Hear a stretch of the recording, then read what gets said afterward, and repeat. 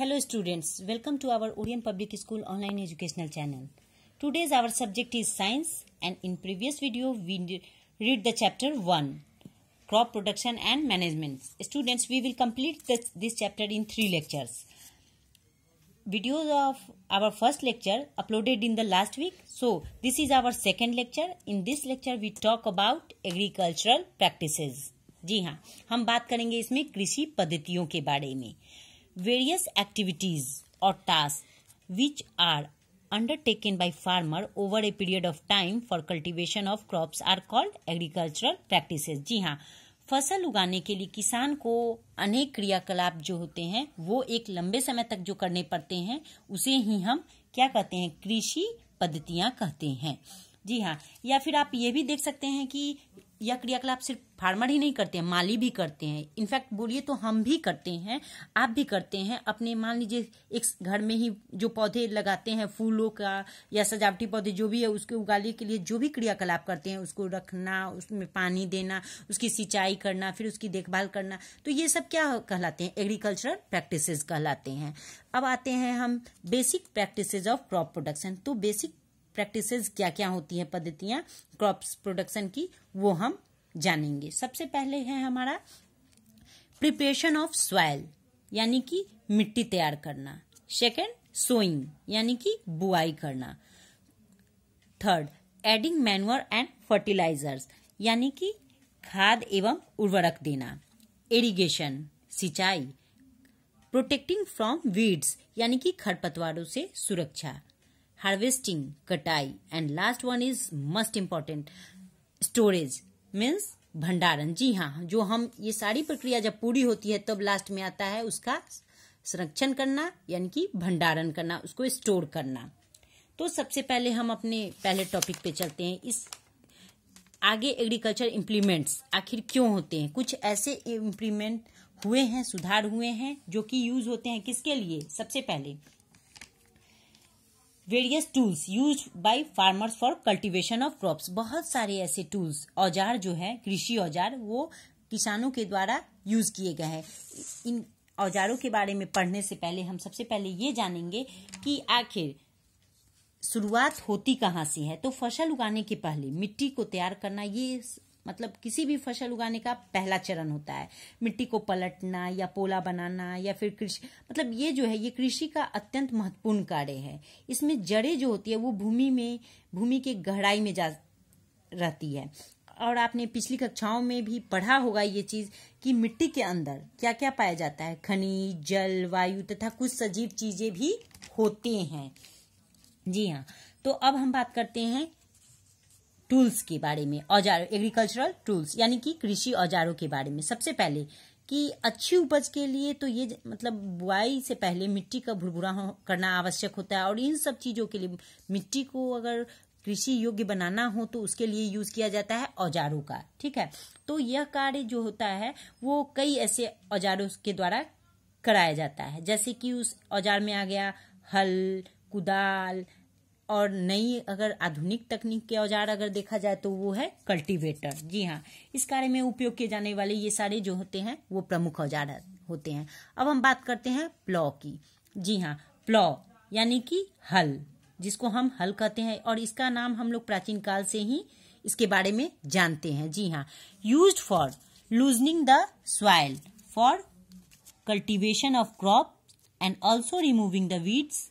जी हाँ, इसका यूज जो होता है वो मिट्टी का पोला बनाने में, फिर साथ में इसमें खरपतवार को अलग करने में किया जाता है. It contains a strong triangular iron strip called plowshare,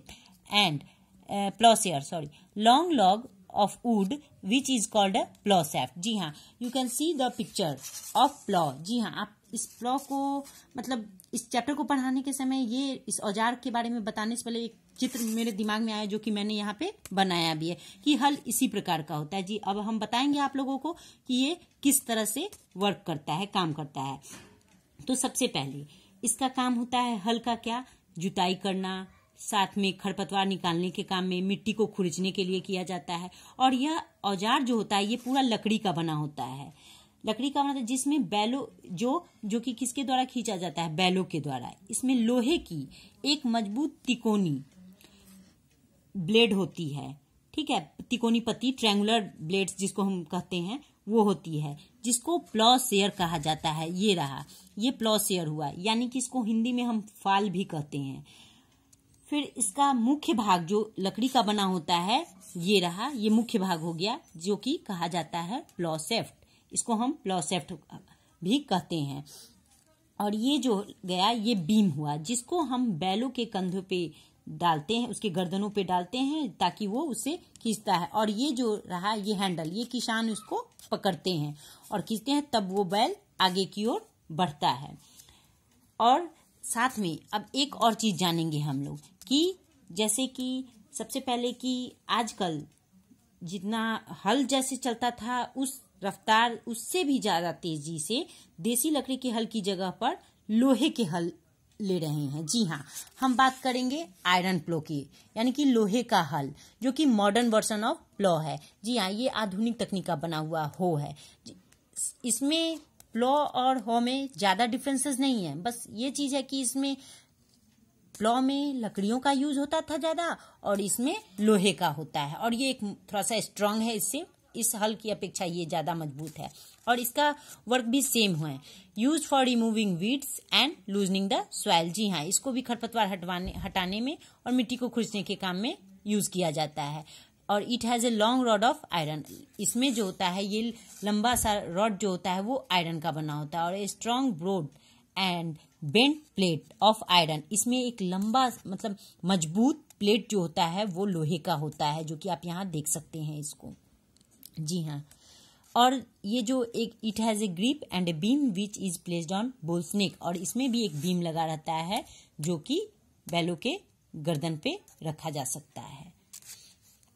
अब उसके बाद हम बात करेंगे कल्टीवेटर की। जी हाँ, कल्टीवेटर जो है वो क्या है, तो सबसे पहले ये जो है वो ट्रैक्टर ड्राइवर है, यानी कि ये कल्टीवेटर इन दोनों की अपेक्षा ये आजकल ज्यादा चलन में आ गया हुआ है। ज्यादातर लोग ये इसी को यूज करते हैं, क्योंकि अब ना ही बैल पाए जाते हैं, इसलिए इन दोनों से ज्यादा यूजेस इनका हो गया है, कल्टीवेटर का। जी हाँ, और ये ट्रैक्टर के द्वारा खींचा जाता है। Meant for ploughing, it has an iron structure with many curved blades, large big fields can be ploughed at one time. तो कल्टीवेटर क्या होता है, तो आजकल जुताई ट्रैक्टर द्वारा संचालित जो कल्टीवेटर होती है इसी से की जाती है। कल्टीवेटर का उपयोग जो होता है, इससे श्रम मतलब मेहनत भी कम लगता है और समय दोनों की बचत होती है। और सबसे इम्पोर्टेंट थिंग ये जो इसमें ये बहुत ही मजबूत होता है, ठीक है, पूरा लोहे का बना होता है। और इसमें कई सारे ऐसे कर्व्ड ब्लेड्स होते हैं, यानी कि लोहे की पत्तियां जो होती है वो कर्व्स होती हैं, तिरछी गई हुई रहती है इसमें। और सबसे इम्पोर्टेंट चीज इस कल्टीवेटर के बारे में कि कल्टीवेटर जो होता है वो आपको मतलब एक ही समय में बड़े से खेतों को जोत सकता है और कम समय में। तो इससे ये लोग किसान जो है वो ज्यादा इसको यूज करते हैं, इसलिए चूंकि उनके आने वाले से मतलब अभी के समय में उनका श्रम और समय दोनों की बचत होती है।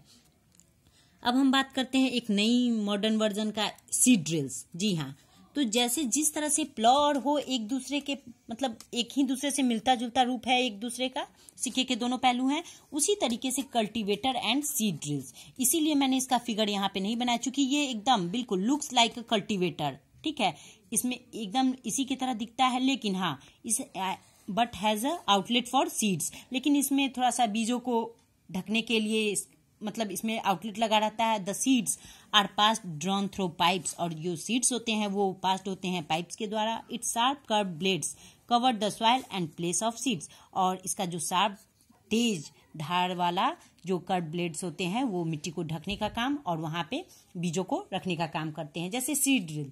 तो इसको अगर हम डिटेल्स में जानेंगे तो बुआई के लिए ट्रैक्टर द्वारा संचालित सीड ड्रिल का भी उपयोग होता है, और इसके द्वारा बीजों में समान दूरी एवं गहराई बनी रहती है।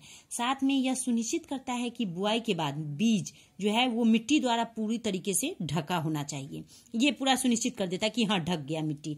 और सबसे इम्पोर्टेंट चीज की इससे बीजों का पक्षियों द्वारा खाए जाने से रोका जा सकता है, क्योंकि वो इस तरह से ढक देता है कि पक्षियों को वो बीज जो है वो नजर ही नहीं आता और पक्षी उसे खा ही नहीं सकते हैं। और सीड ड्रिल द्वारा बुआई करने से ये भी चीज होता है क्या कि समय और श्रम दोनों की ही बचत होती है। जी हाँ, तो इस मतलब इन आज हम जो इस चैप्टर में पढ़े हैं औजारों के बारे, टूल्स के बारे में, तो इन सारे टूल्स से हमारे किसान जो हैं वो हमारी खेती को और ज़्यादा आगे बढ़ा रहे हैं।